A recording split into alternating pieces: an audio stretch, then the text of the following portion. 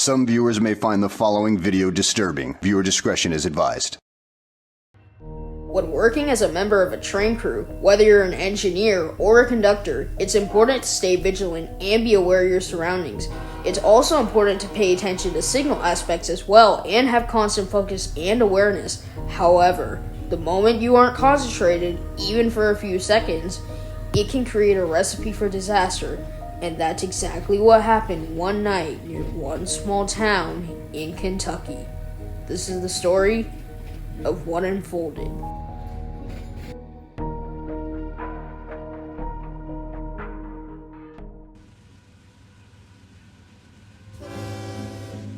On the night of March 18, 2018, near the town of Georgetown, Kentucky, a northbound mixed freight train was set to meet a southbound mixed freight train at a siding 15 miles north of the town of Lexington. The plan was simple. The southbound was to take the siding, while the northbound was to stay on the main line.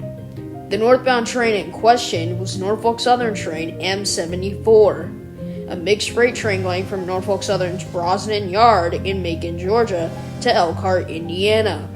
M74 had 3 engines on the head end, one of which was foreign power. The units in question, as follows, were BNSF ES44C4 6584 and NSC44-9Ws 9110 and 9523. It was hauling a total of 142 freight cars. The train was recrewed at Burnside, Kentucky at around 6 p.m. that evening and departed at 6:50 p.m. Both the engineer and conductor of M74 were unidentified. The southbound train was Norfolk Southern 175, a manifest train traveling from Bellevue, Ohio to Macon, Georgia, and from there would then be taken to the Florida East Coast Railway's Bowdoin Yard in Jacksonville, Florida. 175 had 5 engines on the head end, all of which were owned and operated by NS themselves, with the last 2 being dead in tow. The units in question, which were as follows, were C40-9 8798, AC44C6M 4063, which was originally rebuilt from C40-9 8821, SD70 ACE 1167, and 2 ex-Burlington Northern SC40-2s. 3482, formerly BN 7274, and 3467, formerly BN 7118. The train would be recrewed at Sharonville, Ohio at 4:45 p.m. and would depart at 8:01 p.m. later that evening. The new crew would consist of engineer Kevin Toberti and conductor Andrew Hall. At 11:13 p.m., the 2 trains were nearing each other and were getting ready to meet. 175 would pull into the siding and come to a complete stop, and M74 would pass the stop southbound. 175 was nearing CP Acres, doing a total speed of 35 miles per hour. It then passed the signal at milepost 69.9, alerting them to slow down and stop at the next signal ahead. However, the train didn't slow down and instead maintained its speed of 35 miles per hour. And as 175 is almost at the signal at milepost 72.4, the engineer sees the signal aspect, realizing his mistake, and slams the train into emergency. However, due to his late reaction, he ended up overshooting the signal, with lead unit 8798 proceeding from the siding to the main line.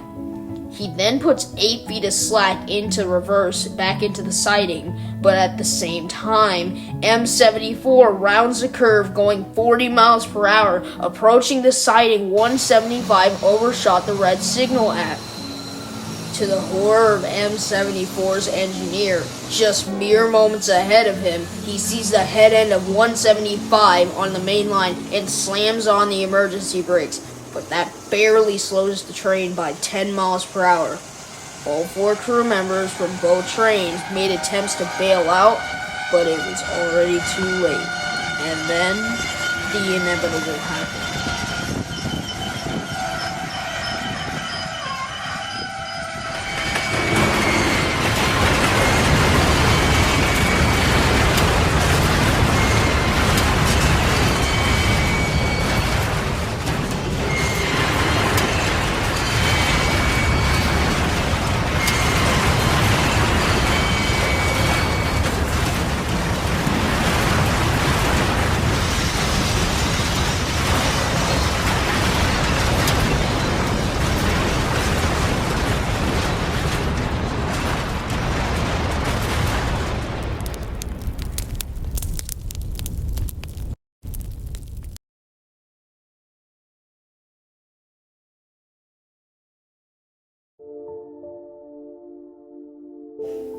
At 11:14 p.m., M74 collided with 175 head-on at a total speed of 32 miles per hour.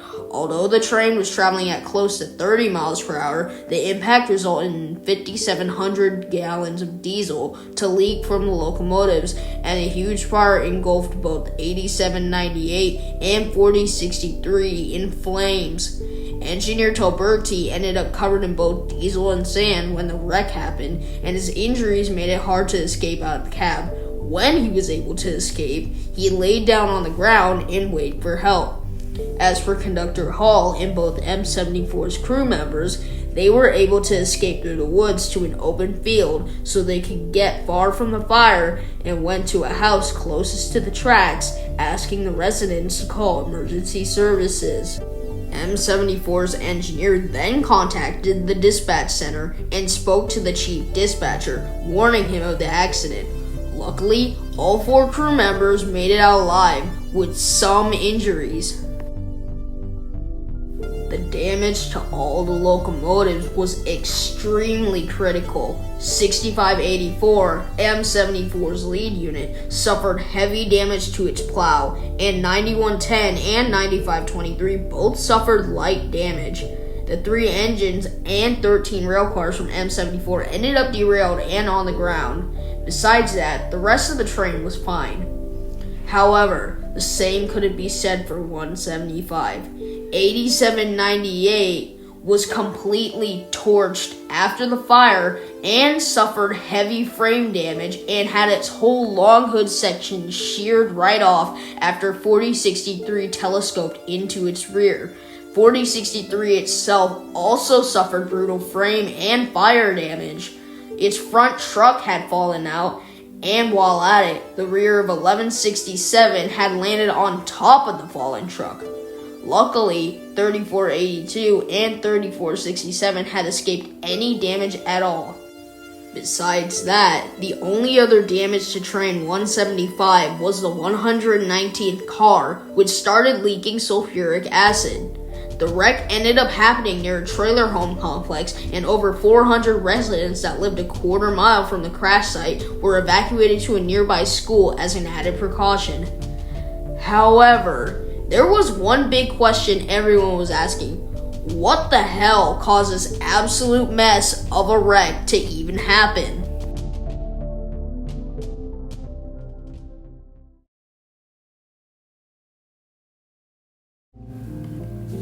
The Federal Railroad Administration, or FRA for short, launched an investigation to find out the cause of the wreck.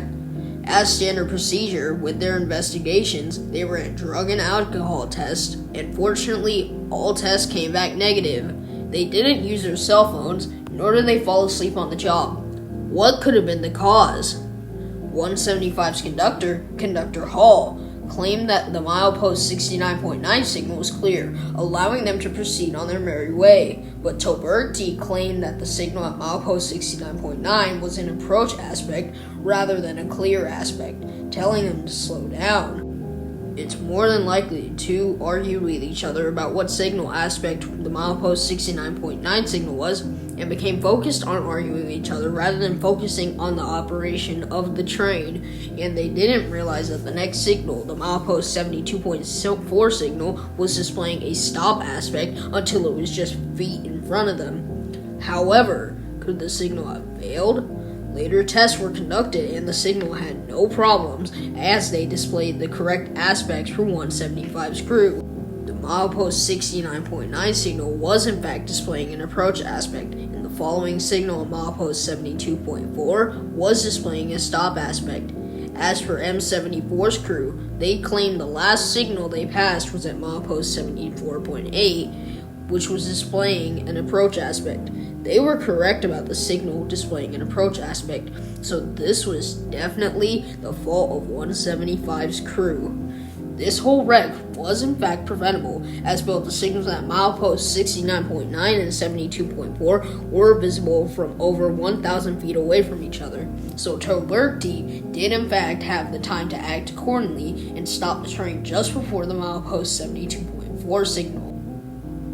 Both video and event recorders on board 8798 were destroyed thanks to the fire, and the other two event recorders on board were found to be inoperable. However, the event recorders from 4063 and 6584 were found to be operable, and they were downloaded and analyzed. Nothing could be found to put the crew of M74 at fault, so they looked closer into 175's crew. And when they were looking at engineer Toberti, he had quite some history to tell. He had worked as a yard conductor for Norfolk Southern for 11 years before being required to take locomotive engineer training, which lasted approximately 28 months.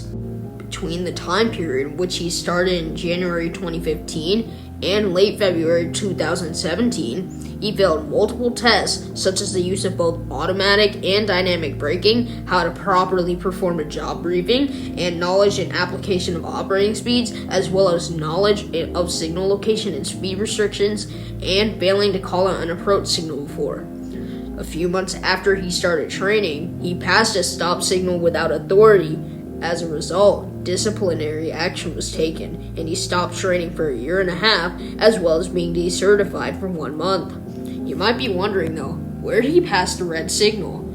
None other than on the same track at CB Acres, meaning he'd had prior experience with the line before when training in the fields of locomotive operation. Both coaches who had trained him felt he wasn't ready to become a locomotive engineer just yet, as he was struggling with the basic knowledge of the line. However, despite their opinions and the fact that he'd failed multiple tests, the FRA certified him as an engineer just shy of a year before the accident even happened. To put it simply, Engineer Toberti shouldn't have even been there in the first place, as him having barely any knowledge of the line at all, as well as those numerous tests he failed, is more than likely one of the contributing factors to the accident.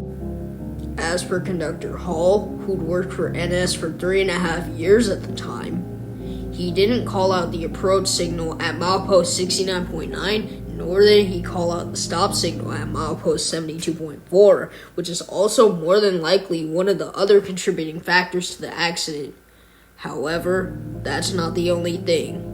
Per NS operating rules, if a train were to go in an emergency, the conductor is supposed to contact dispatch, say emergency 3 times, and state the symbol and location to alert any train within the general area that this train is possibly in danger.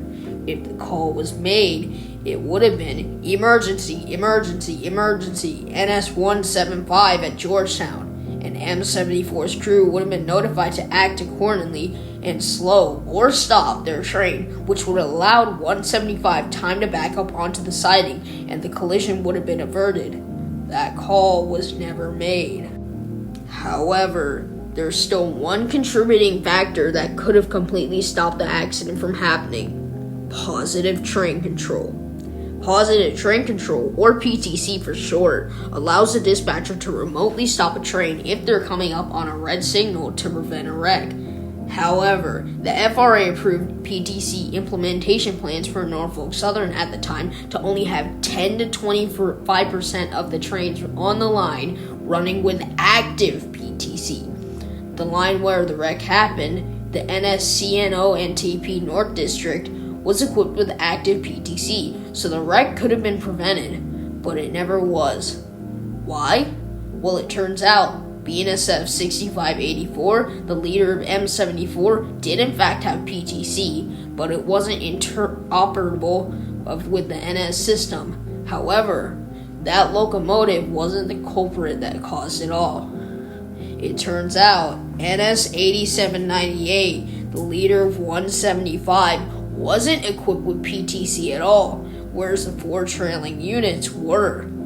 AC44C6M 4063 did have PTC installed, but it was ridden with dynamic braking issues, and although repairs were done a month prior, the issue arose again days before the accident, so it couldn't lead.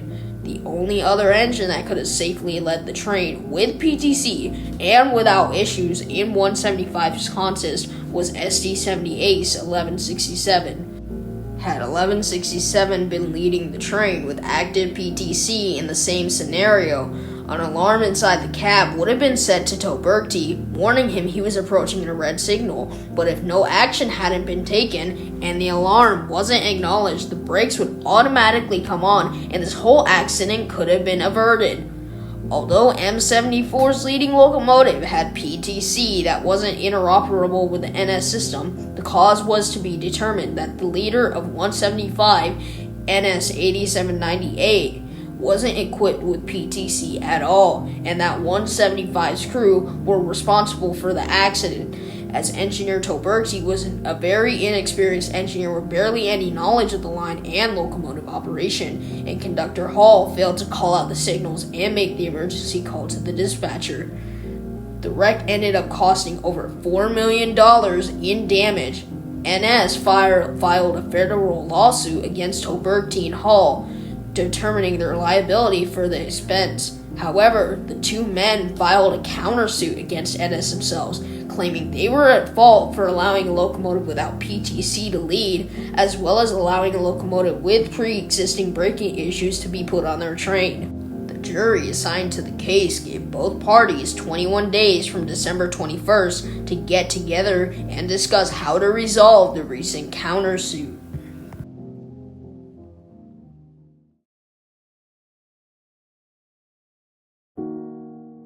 In the end, after the wreck, both NS 8798 and 4063 were torched and damaged beyond repair and ended up scrapped on site. As for the rest of the locomotives, they were towed to NS's Juniata shops. BNSF 6584 was repaired and sent back to BNSF. As of today, it's still in revenue service. NS 9110 was repaired and put back into revenue service for a little more than a year and then retired. It was then rebuilt into AC 44C6M 4259 and is still in revenue service. NS 9523 was repaired and repainted and will continue to be in service for a few years until being retired and rebuilt into AC 44C6M 4711, and as of today is still in revenue service. 8798 was originally going to be rebuilt into AC 44C6M 4107, but since it got wrecked and ended up scrapped, the slot remained vacant for a few months until C44-9W 8941 took that slot and it was rebuilt into the 4107. 4107 was stored away for a time and then brought back into revenue service and continues to be in service to this day. NS 1167 was repaired and put back into revenue service and continues to be in revenue service to this day. NS 3482 was also repaired and put back into revenue service and also continues to be in service to this day as well. NS 3467 was repaired and put back into revenue service for almost 7 years until being retired a few months ago to be rebuilt.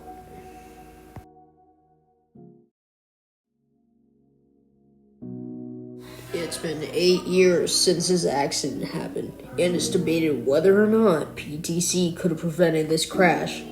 But it's a good thing to know that the main line is a much safer place now, with all the implementations of new safety features to keep the railroad a safe place to prevent another terrible crash from happening ever again.